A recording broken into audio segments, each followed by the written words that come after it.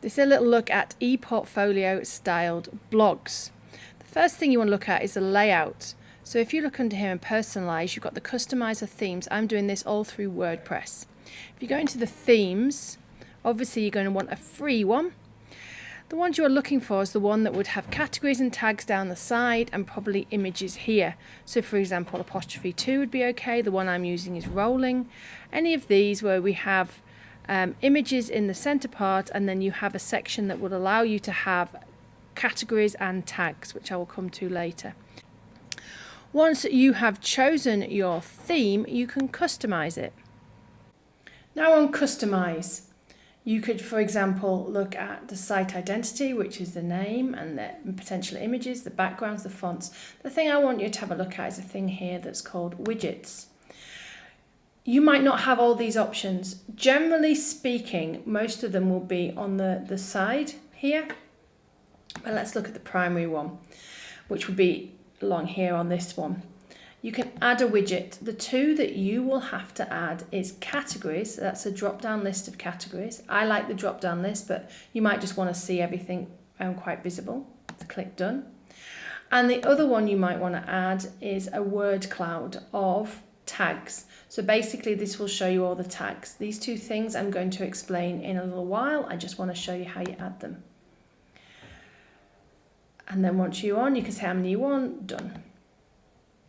Okay, when you're happy with that, then you can publish and that's it, it's finished.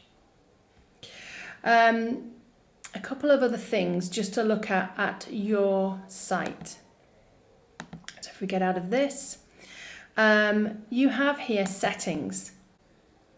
So you click on settings. Under here you just look at the site itself, for example, public, hidden, private. Under discussions, it'll allow you to decide how you want somebody to be able to comment on it. Normally, I would always want to look at my comments before a comment appears.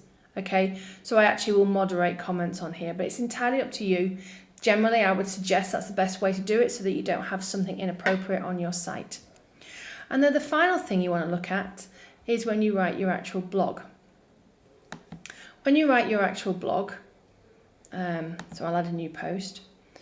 Here, and it might be off for you, but just click on the gear. Here is where I would write my blog, which all of you have done at some time in school, and you can add your pictures or whatever. Down the side is where you add your categories and tag.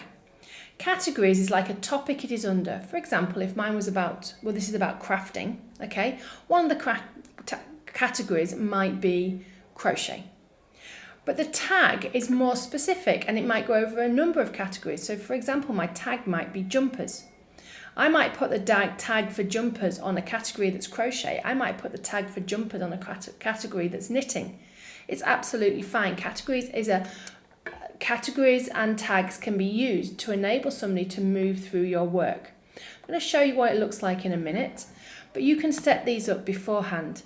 So if you went back to the settings that we were on and writing, here categories, you can go into the categories section and you can add the categories that you want. Tags, you can go into the tag section and add the tags that you want. So if I just switch from this site to my other site here, and we view my site because it's got more content. Down here are my categories. So if I wanted to find everything to do with coattail, I could click on that. And then here is everything that I've got to do or I've done with coattail. Okay, some of them don't have pictures because I've only just changed my profile. But for example, say I want to know everything that I have done about creators. This is a tag creators, but they come from different places. This one comes from coattail and promoting good practice, coattail. Okay, so they come from a variety of different categories, but we're just looking under one tag. This will allow the assessor and your teacher to be able to look through your work more effectively.